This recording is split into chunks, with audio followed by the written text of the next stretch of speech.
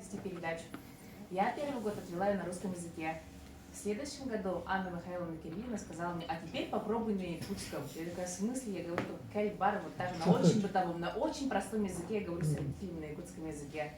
И она говорит, а ты будешь нам примером, что на якутском языке не обязательно говорить усраны очень красиво, потому что это должен быть такой повседневный, обычный язык. Я согласилась.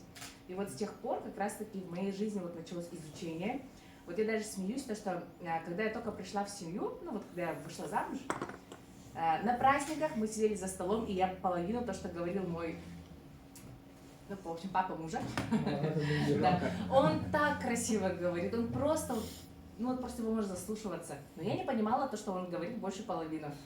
Когда мне было 29, ну вот когда я начала вот, вообще интересоваться, вот говорить, я, ну, городской ребенок получается, да, я здесь выросла, и у меня не было ни одного урока по сахатулла, вообще не было. Я, видимо, попала в какой-то такой период, когда его то ли отменили, то ли что.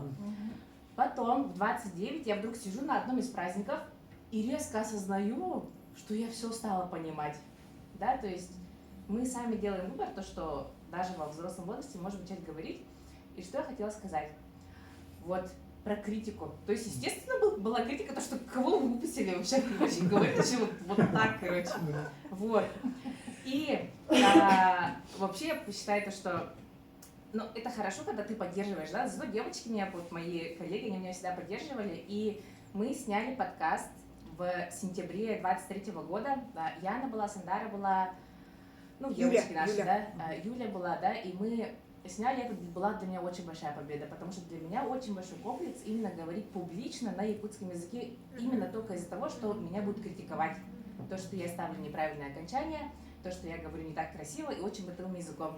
Но это видео, вот этот подкаст, он вызвал очень большой охват, и там очень много комментариев, и это очень круто. Да, это у меня такое мнение, что надо хотя бы с чего-то начинать. Да, это очень важно.